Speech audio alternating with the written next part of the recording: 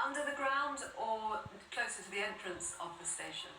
It was not on the ground level at the top of the station. I could see from there that I couldn't see any damage on the outside of the station from both sides of the street where I was standing.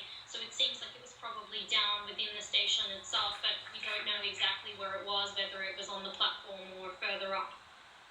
We're just getting a report actually from Reuters saying that no one killed in the explosion inside Brussels metro carriage.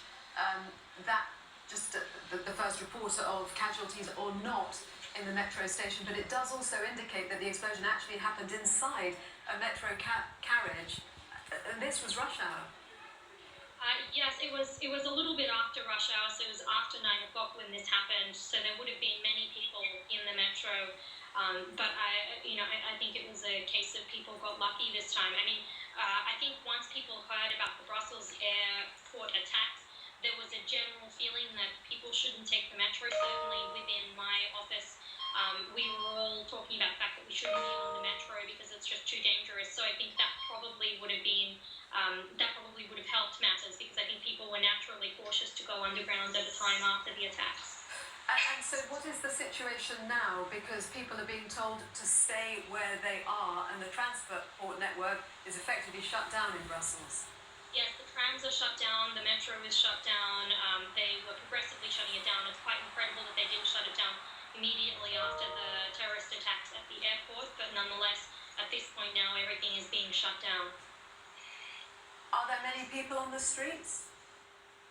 Look, my office space is Rue de la Loi. I'm back in the office at the moment, and there are some people on the streets. There were many, many people on the streets when I was down at Malbec at around about 9:15 and 9:30. Now it seems like there's lots more emergency services, and people are trying to get people to just stay put. All of the reports that we are getting talk of what seems to have been a pretty calm reaction by people to these explosions as they were unfolding. Does that describe how you saw it? I think, I found it quite incredible because as I was running to Malbec, I was passing lots of people. They seemed not to know anything was going on.